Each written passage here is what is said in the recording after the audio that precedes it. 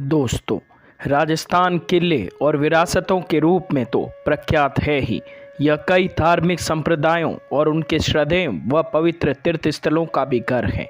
अरावली की गोद में बनास नदी के किनारे नाथद्वारा में ऐसा ही एक तीर्थ स्थल है।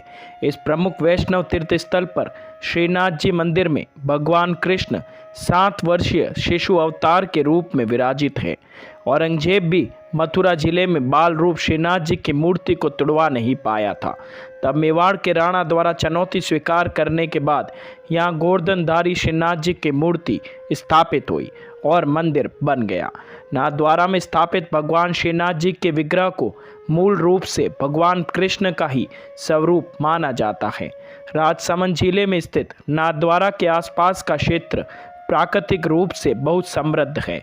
यह शहर अरावली पर्वतमाला के पास में स्थित है और बनास नदी के किनारे पर बसा हुआ है। नाथद्वारा उदयपुर से मात्र 45 किलोमीटर की दूरी पर स्थित है। नाथद्वारा भगवान श्रीनाथ जी के मंदिर की वजह से देश विदेश में प्रसिद्ध धार्मिक पर्यटन स्थल के रूप में जाना जाता है।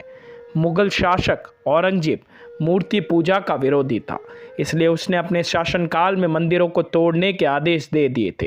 अनेक मंदिरों की तोड़फोड़ के साथ मथुरा जिले में स्थित श्रीनाथ जी के मंदिर को तोड़ने का काम भी शुरू हो गया था। इससे पहले कि श्रीनाथ जी की मूर्ति को कोई क्षति पहुंचे, मंदिर के पुजारी दामोदर दास बैरागी मूर्ति को मंदिर से बाहर निकाल लाए। दामोदर दास वल्लभ संप्रदाय के थे और वल्लभाचार्य के वंशज थे। उन्होंने बैलगाड़ी में श्रीनाथ जी की मूर्ति को रखा और उसके बाद कई राजाओं से आग्रह किया कि श्रीनाथ जी का मंदिर बनाकर उससे मूर्ति स्थापित करा दे, लेकिन औरंगजेब के डर से किसी ने उनका प्रस्ताव स्वीकार ही नहीं किया। अंत में दामोदर दास बैरागी ने मेवाड़ के राजा राणा राज सिंह के पास संदेश भिजवाया, क्योंकि राणा राज सिंह पहले भी औरंगजेब को चुनौती दे चुके थे।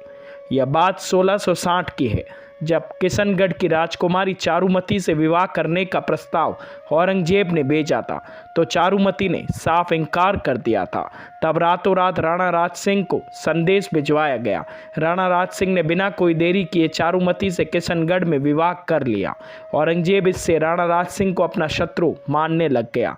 यह दूसरा मौका था जब राणा राज सिंह ने खुलकर औरंगजेब को चुनौती दे डाली थी और कहा कि उनके रहते हुए बैलगाड़ी में रखे श्रीनाथ जी की मूर्ति को कोई छू तक नहीं पाएगा।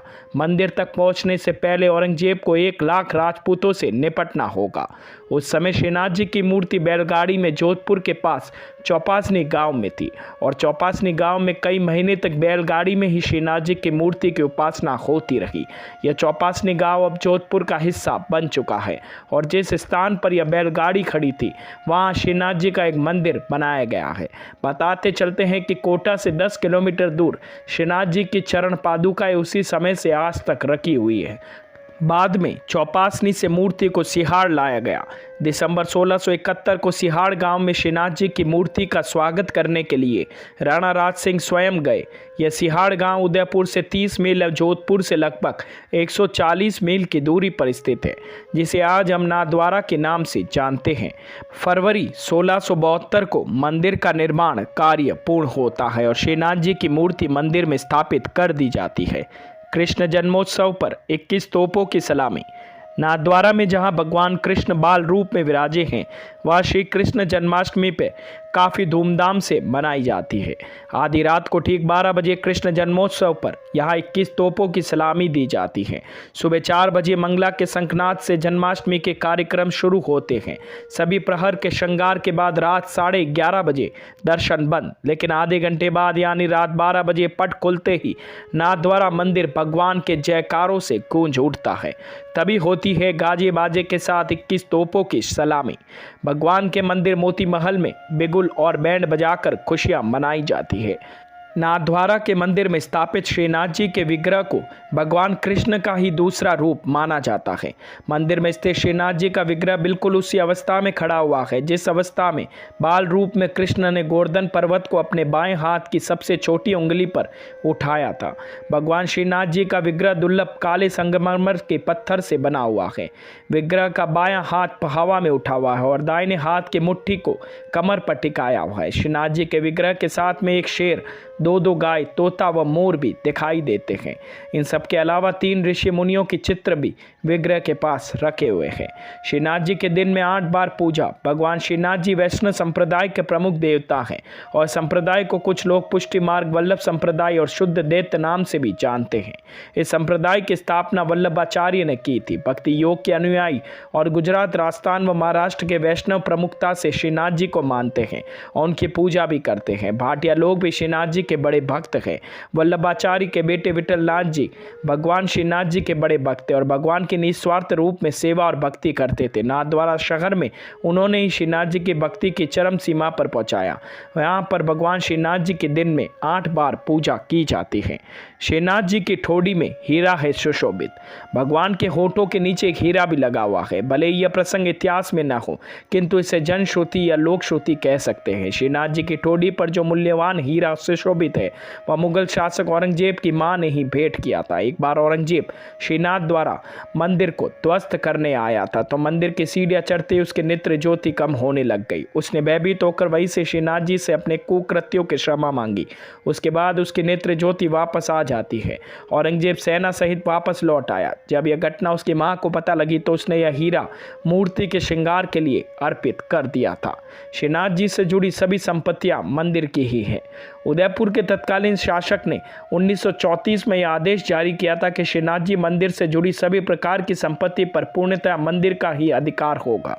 उस समय के श्रीनाथ जी मंदिर के मुख्य पुजारी श्री तिलकायत जी महाराज के मंदिर का संरक्षक, ट्रस्टी और प्रबंधक नियुक्त किया गया था। मंदिर से जुड़ी हुई 562 प्रकार की संपत्ति का दुरुपयोग न हो, इसलिए उदयपुर के शासक ने श्रीनाथ जी मंदिर की देखरेख का अधिकार अपने पास सुरक्षित रखा था। पिछवाई कला का मुख्य केंद्र है नाथद्वारा। हिंदू धर्म की कला और संस्कृति में श्रीनाथ जी के भक्तों में पिछवाई कला में बहुत ही महत्वपूर्ण योगदान दिया है। पिछवाई कला में कपड़े, कागज और दीवारों पर रंगों का इस्तेमाल करके बहुत ही सुंदर पेंटिंग बनाई जाती है। भगवान श्रीनाथ जी के कई सारे चित्र इसी पिछवाई शैली में बनाए गए हैं। नाथद्वारा इस पिछवाई कला का मुख्य केंद्र माना जाता है। नाथद्वारा मंदिर की जो दीवार बनाई गई है उसे राजस्थान के प्रसिद्ध शैली पिछवाई पेंटिंग में बनाया गया है। इन सभी पेंटिंग को नाथद्वारा के कारीगरों ने ही बनाया है। बताते हैं इस मंदिर में 125 मन चावल का भोग नित्य लगता है। क्षेत्र के वनवासी बंधु भोग प्राप्त करते हैं जिसे लूटना कहा जाता है। भोग में उपयोग होने वाली कस्तूरी के सोने की चक्की में पीसा जाता है। इसके अतिरिक्त 56 प्रकार के भोग श्रीनाथ जी को अर्पित किए जाते हैं। मंदिर गृह को नंद बाबा का भवन कहा जाता है। भंडार घर में घी तेल का भंडार रहता है। कुछ राज्यों में 30 गांव मंदिर को दान में मिले हुए हैं। देश के अमीर मंदिरों में से एक है श्रीनाथ जी का मंदिर। यहाँ श्रीनाथ जी का भव्य मंदिर स्थित है जो कि पुष्टि मार्गी वैष्णव संप्रदाय का प्रधान पीठ है। नाथद्वारा का शाब्दिक अर्थ है श्रीनाथ जी का द्वार। श्री कृष्ण यहाँ श्रीनाथ जी के नाम से विख्यात है। वैष्णव पंथ का यह मंदिर शिरडी स्थित साईं बाबा, तिरुपति स्थित बालाजी और मुंबई स्थित सिद्धिविनायक मंदिर जैसे भारत के सबसे अमीर मंदिरों की श्रेणी में आता है। भगवान के लिए खेलने की चीज़ें हैं यहाँ पर। यूँ तो श्रीनाथ जी के मंदिर देश विदेश में कई जगह है, लेकिन श्रीनाथ जी के हर मंदिर में इतने श्रद्धालु नहीं उभरते। नाथद्वारा कस्बे की तंग गलियाँ मथुरा वृंदावन का एहसास कराती हैं। श्रीनाथ जी के प्रति लोगों की इतनी गहरी आस्था और श्रद्धाभाव है कि साल भर यहाँ भक्तों का हुजूम लगा रहता है। जो श्रीनाथ जी में आस्था रखते हुए मानते हैं जहाँ जो भी मन्नत मांगे वो पूरी हो जाती है। इस मंदिर के भगवान छोटे बच्चों के रूप में होने के कारण कई बार भक्त भगवान के लिए छोटे बच्चे के खेलने की चीज़ें भी लाते हैं। कुछ भक्त चांदी से बनाए हुए जानवर, गाय और गाय चराने वाली छोटी छोटी लाठी पूजा के दौरान भगवान को चढ़ा देते हैं। श्रीनाथ जी की यात्रा पर मिलता है फल, अर्थात जो व्यक्ति भारत के चारों कोनों पर स्थित रंगनाथ, द्वारिकानाथ तथा बद्रीनाथ की यात्रा करके श्रीनाथ द्वारा की यात्रा नहीं करता उसे यात्रा का फल कभी नहीं मिलता है।